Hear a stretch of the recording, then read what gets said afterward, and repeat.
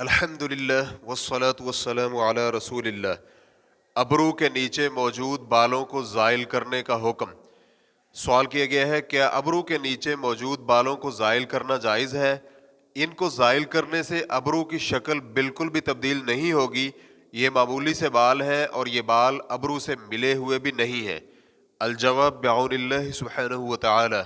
اول، ابن مسعود رضی اللہ عنہ سے ثابت ہے کہ آپ نے کہا، اللہ رب العزت نے جسم گودنے اور گدوانے والی عورت پر، ابرو کے بال باریک کرنے کے لیے انہیں اکھاڑنے والی عورت پر، دانتوں کے درمیان خلا پیدا کروانے والی عورت پر اور اللہ کی تخلیق میں تبدیلی رونما کرنے والی عورت پر لعنت فرمائی ہے۔ پھر فرمایا جس پر نبی علیہ الصلوۃ والسلام نے لعنت بھیجی ہے ان پر لعنت بھیجتے ہوئے مجھے کوئی پرواہ نہیں ہے۔ پھر فرمایا کہ یہ بات اللہ کے اس فرمان میں موجود ہے، وَمَا آتَاكُمُ الرَّسُولُ فَخُذُوهُ وَمَا نَهَاكُمْ عَنْهُ فَانْتَهُوا، رسول جو تمہیں دے اسے لے لو اور جس چیز سے وہ روک دے اس سے رک جاؤ۔ سورۃ الحشر آیت نمبر 7۔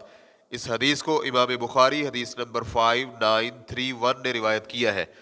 اسی طرح ابن عباس رضی اللہ عنہما سے مروی ہے کہ آپ نے کہا، اپنے بالوں میں بال خود ملانے والی اور کسی دوسرے سے ملوانے والی، خود بال اکھاڑنے والی اور دوسروں سے بال اکھڑوانے والی، بغیر کسی بیماری کے جسم کو گودنے اور گدوانے والی، سب پر لعنت کی گئی ہے۔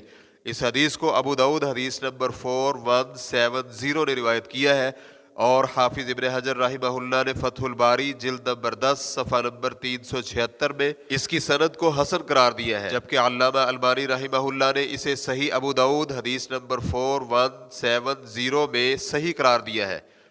اس لیے اہل علم نے اس حدیث میں مذکور عربی لفظ النتف سے مراد ابرو کے بالوں کو اکھیڑنا لیا ہے، جو کہ منع ہے، جیسے کہ الموسوعۃ الفقہیۃ الکویتیہ جلد نمبر 14 صفحہ نمبر 81 میں ہے۔ تمام فقہاء کرام کا اس بات پر اتفاق ہے کہ ابرو کے بال اکھیڑنا چہرے کے ممنوع بالوں کو اکھیڑنے میں شامل ہے۔ دوم، ابرو کی حد بندی۔ ابرو کے بال وہ بال ہیں جو کہ آنکھ کے اوپر والی ہڈی پر نمودار ہوتے ہیں، جیسے کہ ابن منظور رحمہ اللہ کہتے ہیں، ابرو سے مراد آنکھوں پر موجود دو ہڈیاں اپنے گوشت اور بالوں سمیت مراد ہیں۔ ان پر بال عام طور پر ہوتے ہیں۔ عربی میں ابرو کو حاجب کہتے ہیں، جس کی جمع حواجب آتی ہے، جبکہ ایک قول یہ بھی ہے کہ ابرو سے مراد ہڈی پر اگنے والے بال ہیں، اور اسے عربی میں حاجب اس لیے کہتے ہیں کہ یہ آنکھوں کو سورج کی شعاؤں سے بچاتے ہیں۔